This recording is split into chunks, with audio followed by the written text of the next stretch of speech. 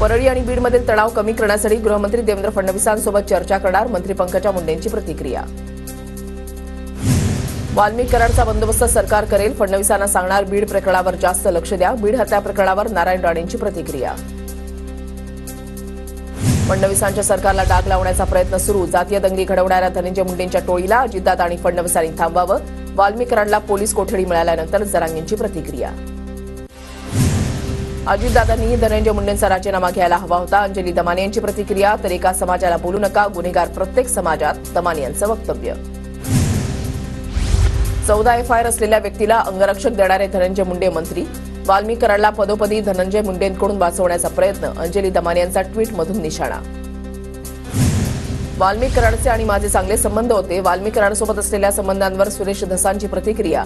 मात्र कोणी माणसं मारत असेल तर त्यासोबत राहावं का, असाही विचारला सवाल. वाल्मिक कराडला धमकी दिली तर कधी आणि केव्हा दिली? कराडच्या पत्नीच्या आरोपांवर खासदार भजंग सुनावणेंचं उत्तर. जर धमकी दिली असेल तर त्याच वेळेला त्यांनी बोलायला हवं होतं, सुनावणेंचं वक्तव्य.